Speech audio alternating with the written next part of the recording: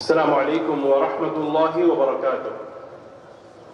الحمد لله رب العالمين والصلاة والسلام على رسوله الأمين نبينا محمد بن عبد الله وعلى آله وأصحابه أجمعين أما بعد. الحمد لله الله تعالى দয়ায় যে আমরা আমাদের এই মাহফিলের আয়োজনে আজকে দ্বিতীয় দিনে 3 দিন ব্যাপী মাহফিলের দ্বিতীয় দিনে উপস্থিত হতে পেরেছি এবং কিছু কথা বলতে পারছি, এটা আল্লাহর দয়া আলহামদুলিল্লাহ। আল্লাহ তাআলা আমাদের এই আশাকে কবুল করেন, আমাদের এই বসাকে কবুল করেন। দ্বীনের মজলিসে উপস্থিত হলে, যেই বৈঠকে, যেই জায়গাতে, যেই মাহফিলে আল্লাহর দ্বীনের কথা বলা হয়, আল্লাহকে স্মরণ করা হয়, সেই মজলিসে যারা বসে থাকেন আল্লাহর ফেরেশতারা তাদের জন্য দোয়া করেন। আমরা চাইবো এই মজলিসে, এই যে দ্বীনের মাহফিল, এখানে বসে কিছু কথা শুনতে, আল্লাহ তাআলা যে কোনো কথা বললে ও শুনলে দুনিয়া আখিরাতে আমাদের উপকার হয়, সে সমস্ত কথা যেন বলার তৌফিক দান করেন, আমিন। আলহামদুলিল্লাহ, আমরা এতক্ষণ অত্যন্ত মূল্যবান কথা শুনছিলাম। আমি অতি সংক্ষেপে কিছু কথা বলবো ইনশাআল্লাহ, এরপরে আমরা আরো কিছু কথা শুনবো এবং আমাদের অন্যান্য মেহমানরা, গুরুত্বপূর্ণ মেহমানরা ইনশাআল্লাহ অতি সত্বর এখানে এসে বাকি কথাবার্তা বলবেন ইনশাআল্লাহ। আল্লাহ সুবহানাহু ওয়া তাআলা আমাদেরকে যে জীবনটা দিয়ে পাঠিয়েছেন, এই জীবনটা অত্যন্ত সীমিত সময়ের, এটা আমরা সকলেই জানি। আর এখানে আমাদের কিছু কাজ আছে। এই কাজটা কি? আমাদেরকে আল্লাহ সুবহানাহু ওয়া তাআলা তার ইবাদতের জন্য সৃষ্টি করে পাঠিয়েছেন।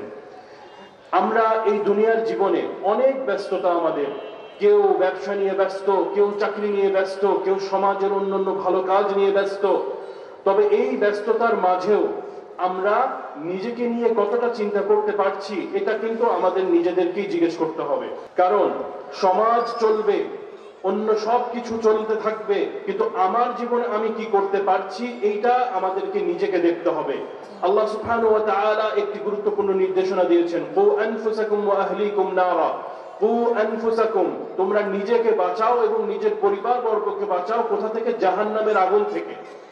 এখন একটি কথা আমরা চিন্তা করি, আমরা যখন সারাদিন ব্যস্ত থাকি, আমি তো নামাজ পড়ছি কিনা সেটা আমাকে দেখতে হবে, আমি আমার জীবনে ঠিক কি করছি ঠিক মতো এটা দেখতে হবে, আমি আমার সময় ঠিক মতো ব্যয় করছি কিনা এটা আমাদেরকে মুহাসাবা করতে হবে, হিসাব করতে হবে যে আমি আজকে কি কি ভুল কাজ করলাম, আমি এই সপ্তাহে কি কি ভুল করে ফেলেছি, আমি যেন এর পরবর্তী সময়ে সেই কাজগুলো ভুল থেকে বের হয়ে আসতে পারি।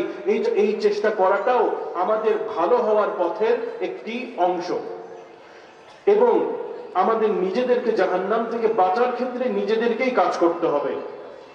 আল্লাহ সুবহানাহু ওয়া তাআলা যে ফরজ বিধানগুলো দিয়েছেন, 5 ওয়াক্ত নামাজ পড়া, ফরজ রোজা রাখা, আত্মীয়র হক আদায় করা, বান্দার হক আদায় করা, হালাল উপার্জন করা, মানুষের সাথে ভালো ব্যবহার করা বা হালাল উপার্জন করা সহ অন্যান্য যত আমাদের কাজ রয়েছে গুরুত্বপূর্ণ, এগুলো আমরা করছি কিনা, হারাম থেকে আমরা বেঁচে থাকছি কিনা, এগুলো আমাদের নিজেদের ব্যাপারে সর্বপ্রথম আমাদেরকে দেখতে হবে।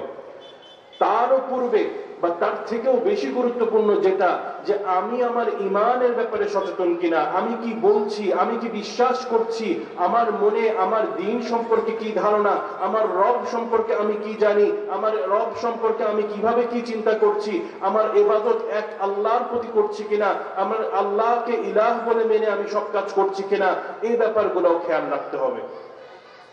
আর কি করতে হবে? আমাদের পরিবার পরিজন আছে, সন্তান আছে, আমরা আমাদের সন্তানদের ব্যাপারে খেয়াল রাখছি কিনা, আমাদের স্ত্রীগণ আছেন, তারা কিভাবে দিন পার করছেন, তারা বাড়িতে আছেন, তারা কি আল্লাহর বিধান মেনে চলছেন, তারা কি পর্দা ঠিক মতো মানছেন কিনা, তারা সারাদিন কিভাবে পার করছেন। আমরা যারা পরিবারের মুরব্বী, অর্থাৎ প্রতিটি ব্যক্তিকেই আল্লাহ রাব্বুল আলামিন কিছু দায়িত্ব দিয়েছেন।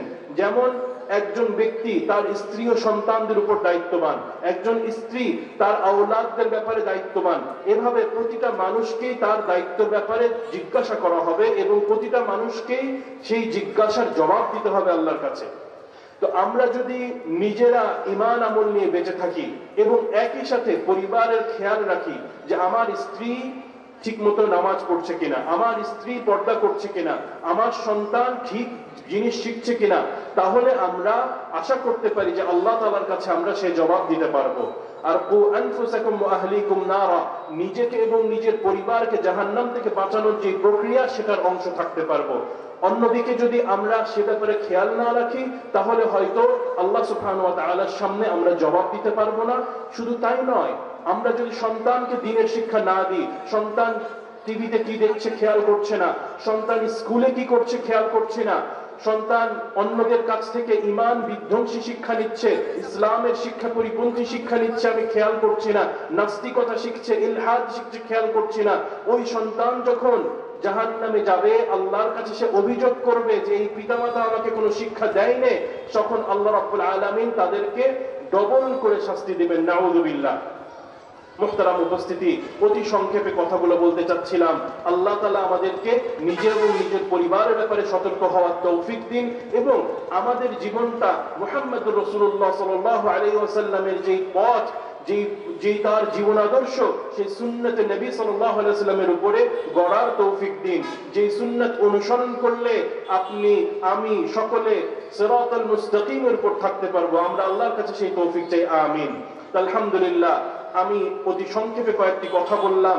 ইনশাআল্লাহ এখন আরো গুরুত্বপূর্ণ কথা হবে, আপনারা শুনবেন।